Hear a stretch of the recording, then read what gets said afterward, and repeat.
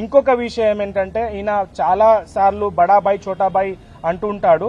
So Badabhai అక్కడ అంబానీకి అదానీకి lands అమ్ముతున్నాడు, minings అమ్ముతున్నాడు. ఇక్కడ చోటాబాయ్ కూర్చొని ఏం చేస్తున్నాడంటే ఇక్కడ రియల్ ఎస్టేట్ ఎవరైతే ఉన్నారో వాళ్ళకి మా ల్యాండ్స్ అమ్ముతున్నారు.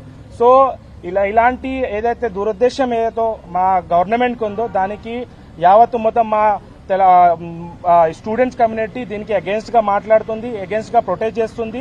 అదేవిధంగా మేము ధన్యవాదాలు తెలుపుతున్నాం మా కేటీఆర్ సార్ గారికి. ఎందుకంటే మా వాయిస్ అయి ఒకవేళ కేటీఆర్ సార్ ట్వీట్ చేయకపోతే ఇలా ఈ మూమెంట్ ఏదైతే స్టార్ట్ అయిందో ఆ మూమెంట్ ఎప్పుడో ఎండ్ అయిపోతుండే. కేటీఆర్ సార్ వాళ్ళ సపోర్ట్ వల్ల ఈ మూమెంట్ ఇక్కడ నుంచి స్టార్ట్ అయింది, ఇంత హైప్ అయింది. ఇప్పుడు నేషనల్ మీడియా కూడా మా వైపు చూస్తుంది. అక్కడ నుంచి హైకమాండ్ నుంచి ఆయన బాస్ ఏమో సీఎం రేవంత్ రెడ్డికి కూడా కాల్ రావడం జరిగింది.